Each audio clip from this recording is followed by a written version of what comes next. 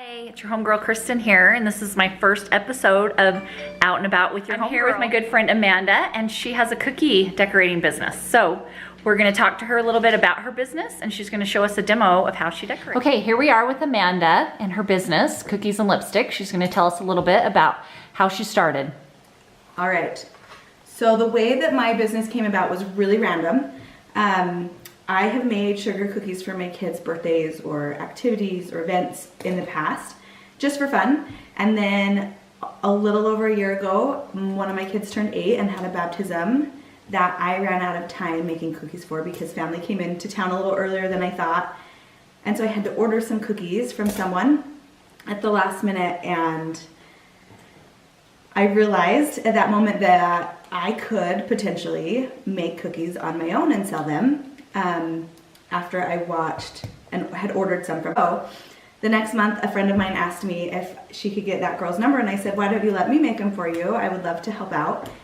And that's when I made those couple of orders, I posted them on Facebook yard sale sites, and the rest here we are. The rest is history. It was kind of fun. It took off. I had a couple people that trusted me with completely custom orders, and I got a little confidence in myself and took off with it. All the different events that you do, holidays. Oh yeah.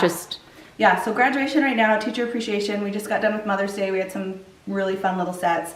I'm coming up on Father's Day, and I'll be doing some 2 cookie and 5 cookie sets for Father's Day, and then really any holiday that I'm in town.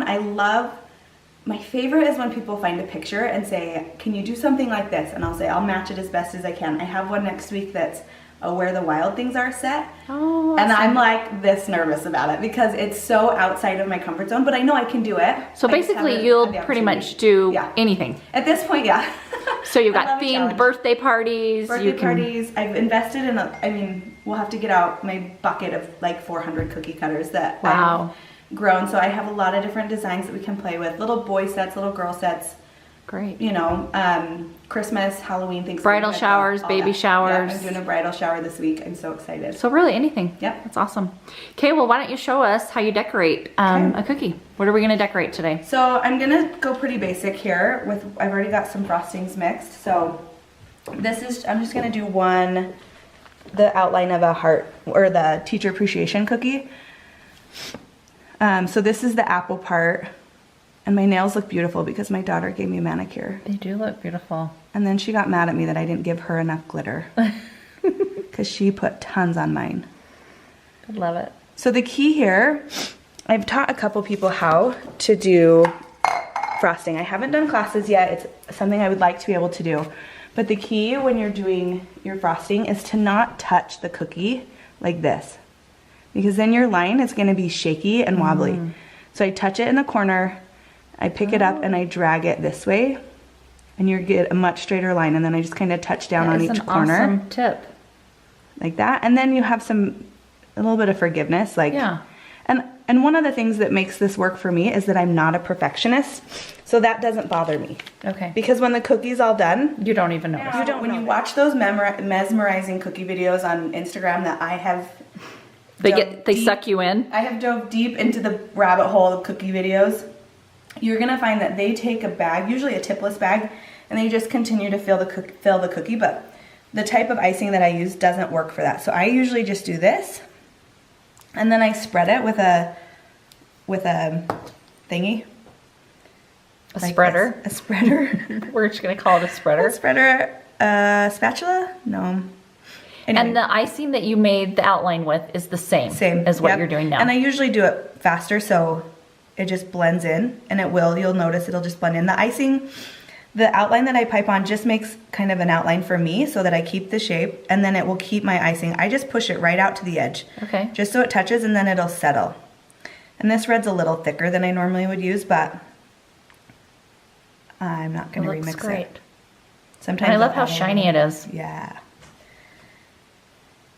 So just like that, pushed around to all the edges. So it's pretty forgiving. It's very forgiving for a few seconds. And then once it hardens, you're kind of committed to that. Yep. So then I just will do a couple of these. Oh. And then this is just a tool you can get at like Hobby Lobby if I need to spread into little corners, or you'll find little air bubbles that need to be popped. and then let it sit. And then I'll come over, depending on the size of the area, I'll just do this with the tip on, or how big the tip is currently. So is there like a fine line where you can't put too much frosting, and so you kind of just know what to do because you've been doing this for so long? Trial and error. So Yeah. I love a lot of frosting on my cookie. Okay. I haven't really found anybody who doesn't. Right? I was just going to say, who doesn't love frosting on their cookie? But I have to be really careful because my cookies are so soft and my icing doesn't dry to a real crisp shell. It will crack if I put too much icing on. Okay. And so then you end up with cracks in it and it's just not as cute. So I have to just be really careful to find a balance. Just that happy spot. And sometimes it'll be a little thin, but I can't, again, I just can't worry about it. Yeah. Can't 'Cause it's obsess still over it. adorable and it's still delicious. Yeah. So there's kind of the base of that. Here's my stem. And sometimes I'll do this in different orders. Like I'll do all 12 cookies red. Oh, I see. And then I come back and do all 12 And then add, white. let them dry kind of. Yep, so that they dry, because otherwise you'll get a little bit of smudging. Okay. But for the sake of this. Yeah. For the sake of the demo, Yep. she's showing us all together. Just all together. And then again, these are like most cookiers' favorite tool. You'll see these on every video that most people use to just get. So you just explained to us kind of how you got started, and once you decided you were going to do this, did you just kind of just trial and error and self-experiment? And Yep, I feel like I got really lucky with people that I found on Facebook yard sale sites that were willing to let me experiment. so fun. And I priced myself competitively from the beginning, so it was always worth it. One of the interesting things is I don't love to bake, and so this was super random for everybody that knows me. Just like Kristen said, when she saw my post, everybody's like, wait, what? You make cookies? I know, right? Everybody was And so like surprised. so impressive. And not just make cookies, like the most adorable cookies. Yeah. And most people are good at this because they're perfectionists. I'm the opposite. Because I'm not a perfectionist, I feel like I can offer a cookie that's so cute, tastes delicious, and I didn't And it freak out didn't about stress you out. It didn't Yeah. stress me out.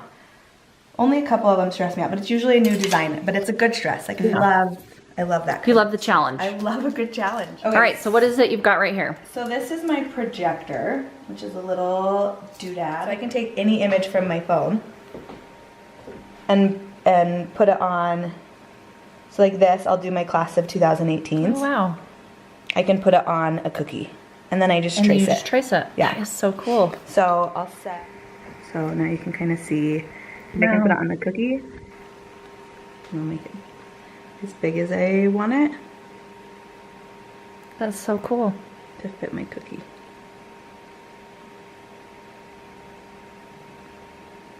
I actually like that, and I'm going to go up Yeah. onto my red a little bit. So.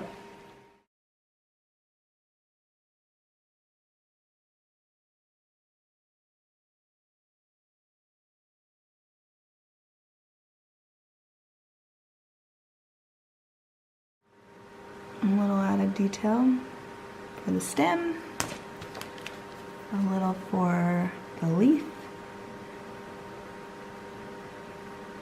It's Yeah. not that easy. It's a little bit of a learning curve, Accomplish but this. So if someone was wanting to order some cookies, how would they contact you?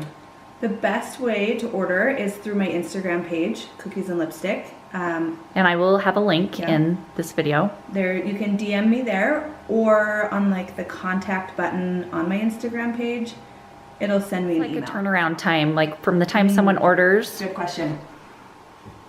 That's a hard one to answer though, because it depends on how many orders I have that week.